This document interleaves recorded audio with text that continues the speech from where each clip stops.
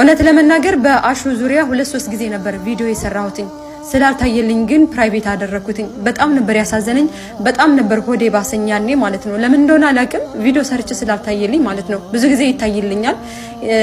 አጋጣሚ ሆኖ ግን አልታየልኝም ነበር ለምን እንደሆነ አላቅም ደጋግሜ ነበር ፖስት ያደረኩትኝ ያ ጀማዓ ይህ ወንድማችን እባካችሁ ገዙኝ እያለ መማፀን ከጀመረ ዋላ አደራለ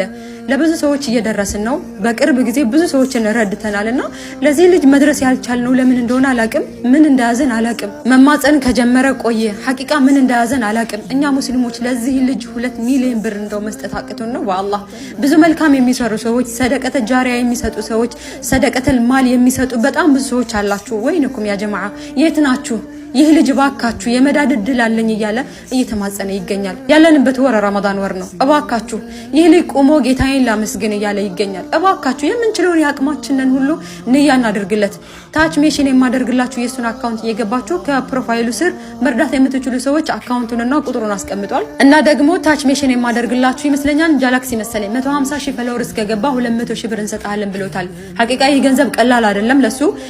አሁን ወደ 90 ምናምን ሺህ ደርሷል እባካችሁ እንደው መርዳት የማንችል ሰዎች ፈሎ በማድረግ እናግዘው ሌላው ደግሞ ረመዳን ነው የዚህ ልጅ እንባ እናብስለት ረመዳን የኸይር የወንድሙን እንባ ማበስ ነውና አንደኛው ኸይር ስራ እባካችሁ እንባውን እናብስለትኝ ታች ሜሽን የማደርግላችሁ አካውንት የሱን እየነካችሁ